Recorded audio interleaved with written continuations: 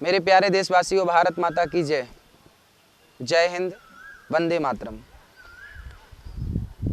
किसी माँ की सेवा करना, उसकी प्यास बुझाए बिना क्या संभव है?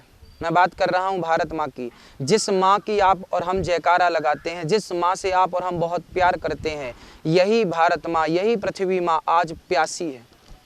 क्या आप नहीं चाहते कि इस माँ की प्यास आप बुझाएं? और वो प्यास कैसे बुझाएंगे? अभी बारिश का मौसम है, लाखों करोड़ों लीटर पानी आपके छत पर भगवान गिराने वाले हैं और गिर रहा है। वो सारा पानी छत का नाली के द्वारा बह जाता है, समुद्र में जाकर खारा हो जाता है। भक्तों, यदि आप थोड़ा सा कदम बढ़ाएं और वाटर हार्वेस्टिंग कराएं, घर के पास 4x4 5x5 का एक गड्ढा करके और उसमें पत्थर डाल दें और छत के पानी का कनेक्शन कर दें, तो छत का पूरा पानी जमीन के अंदर जाएगा और आपकी भारत माँ की प्यास बुझेगी। ये माँ आपको पानी देती है। हर घर में 1000 लीटर पानी रोज लगता है। बर्तन, कपड़े, पीना आदि सारा पानी से काम होता है। 1000 लीटर पानी हम सबको रोज चाहिए। हम सबके घर की टंकियां 1000 लीटर की होती हैं। बस 1000 लीटर पानी आपने लिया तो है पृथ्वी माँ से, बोरिंग के द्वारा कहीं से भी लिया। क्या वापस किया? नहीं किया। बरसात में आप वो सारा पानी वापस कर सकते हैं। पृथ्वी के ऋणी क्यों बनते हैं? वो माँ आपको इतना कुछ देती है, बदले में आप 1500 का खर्चा करके वाटर हार्वेस्टिंग नहीं करा सकते? मेरे देशवासियों, जागो। हर काम सरकार का नहीं होता, कुछ दायित्व हमारे होते हैं, पब्लिक के होते हैं। हम सभी पानी को बचाएं। आज चेन्नई की आपने हालत सुनी होगी, वहाँ पैसा बहुत है, दुनिया के सबसे अमीर लोग वहाँ रहते हैं, भारत के सबसे अमीर लोग वहाँ रहते हैं, पर वहाँ सब कुछ है, गाड़ी है, बंगला है, पर पीने का पानी नहीं है। सोचिए कि जब आपके पास सब कुछ होगा, पीने को पानी नहीं होगा, तब आपकी स्थिति क्या होगी? मेरे भारतवासियों, भारत माँ की जयकारा जयकारा हम लोग लगाते हैं, पर भारत माँ की सच्ची जयकारा और सच्ची सेवा तब है जब इस माँ को हम पानी पिलाएं। ऑक्सीजन हम भरपूर लेते हैं। क्या हमने सोचा है कि कभी हमें ऑक्सीजन प्रकृति को वापस करना चाहिए जितना हमने लिया है? एक पीपल का पेड़ आप लगाएंगे ना, तो पीपल का पेड़ ही एक ऐसा वृक्ष है जो ऑक्सीजन दिन में भी देता है और रात को भी ऑक्सीजन देता है। कोई वृक्ष ऐसे नहीं है, इसलिए पीपल लगाइए। कम से कम एक वृक्ष, एक पीपल तो अपनी जिंदगी में मरने के पहले लगाना, ताकि आप जितना ऑक्सीजन लेते हैं उतना प्रकृति को वापस कर सकें। ऋणी क्यों बनते हैं किसी के? जो ले रहे हैं वो वापस करिए। जल को बचाने का संकल्प लीजिए और वृक्षों को बचाने का संकल्प लीजिए। हमारे देश में वृक्ष बहुत तेजी से काटे जा रहे हैं, लगाने के लिए कोई नहीं सोचता। बस मेरी आपसे प्रार्थना और विनती है कि ये वीडियो ज़्यादा से ज़्यादा लोगों तक पहुंचाइए और सबसे हाथ जोड़ के करबद्ध प्रार्थना करिए कि पीपल का वृक्ष लगाएं, वट वृक्ष लगाएं, नीम का वृक्ष लगाएं, आंवले का वृक्ष लगाएं और प्रकृति को बचाएं। इतना प्रदूषण क्यों होता है? कार्बन डाइऑक्साइड की मात्रा ज़्यादा होती है, ऑक्सीजन की मात्रा कम होती है, इसलिए प्रदूषण ज़्यादा होता है। आज हर 100 मीटर की दूरी में एक पीपल का वृक्ष होना आवश्यक है।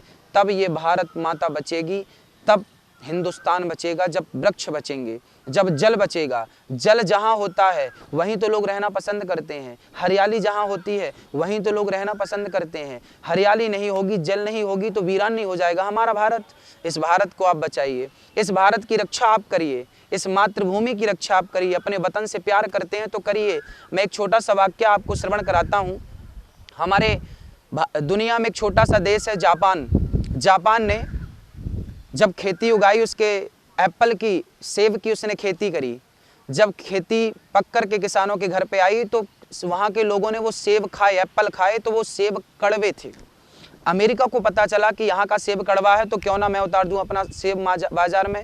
अमेरिका ने हजारों टन सेब ला करके जापान में उतार दिया। जापान के लोगों ने सेब खाए। अमेरिका का सेब मीठा था, जापान का अपना सेब कड़वा था, पर जापान के लोगों ने कहा कि हम कड़वा ही खाएंगे, पर हम अपना देश का पैसा अमेरिका को नहीं देंगे। उन्होंने मीठे सेब वापस कर दिए और कड़वे सेब खाए। ये होती है देशभक्ति, ये होता है देश प्रेम, कि जहां आप अपने वतन से प्यार करें, अपने देश से प्यार करें। कड़वा है तो कड़वा ही खाएंगे, मीठे के चक्कर में देश से गद्दारी नहीं करेंगे। आज हमारे देश की क्या स्थिति है? सबको विदेशी गाड़ियां चाहिए, सबको विदेशी कार चाहिए। भाई, हिंदुस्तान की बनी चीज क्यों नहीं चाहिए आपको? आप ही हिंदुस्तान को बढ़ावा नहीं देंगे तो कौन बढ़ावा देने आएगा? ये देश आर्थिक संकट से फिर जूझने लगेगा, फिर देश गुलाम हो जाएगा। क्यों? आपको भारत की बनी कोई चीज़ पसंद नहीं आती? क्यों नहीं आती? चाइना के सामान आप खरीद लेते हैं। आपको गाड़ी चाहिए तो BMW चाहिए, ऑडी चाहिए, विदेशी कार चाहिए। भारत की कारें आपको पसंद नहीं आती? क्यों नहीं आती? देश के प्रति वफादार कब बनेंगे आप?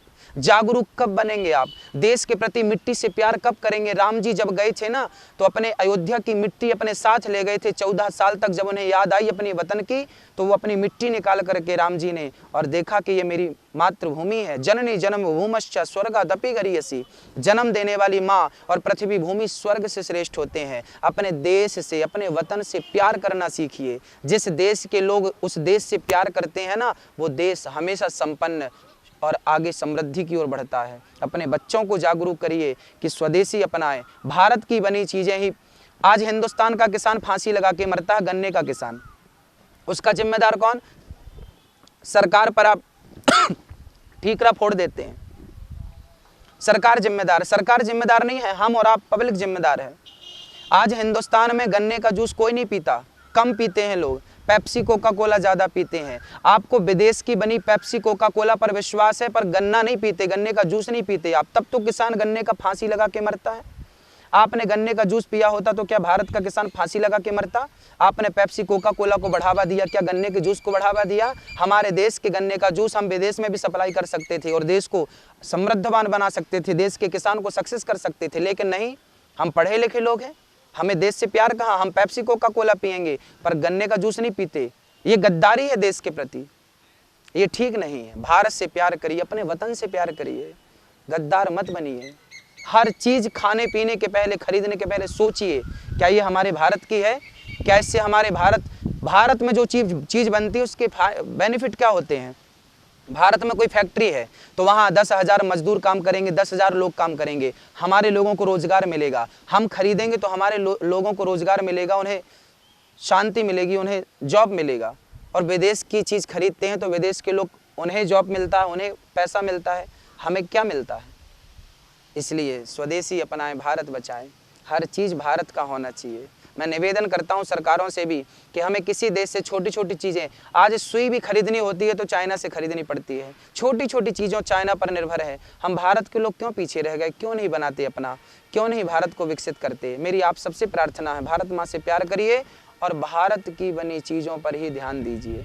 जल बचाइए, वृक्ष बचाइए, संस्कृति बचाइए, संस्कार बचाइए। बच्चों को रामचरितमानस पढ़ाना सिखाइए। अमेरिका की सबसे बड़ी यूनिवर्सिटी में रामचरितमानस पढ़ाई जाती है। गीता अनिवार्य है, गीता पढ़ानी ही है वहाँ पर। और भारत का दुर्भाग्य देखिए कि यहाँ गा से गधा पढ़ाया जाता है। यहाँ गीता तो छोड़ दीजिए, अभी गा से गणेश हटा दिया, गधा पढ़ाते हैं। गा गधे का, जब गधा पढ़ेगा तो गधा ही बनेगा, गणेश कैसे बनेगा भाई?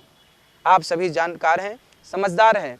इस वीडियो को आगे तक पहुंचाइए, सब तक पहुंचाइए, पूरे देश को जागरूक करिए। जय श्री कृष्णा, राधे राधे, वंदे मातरम, जय हिंद, जय भारत।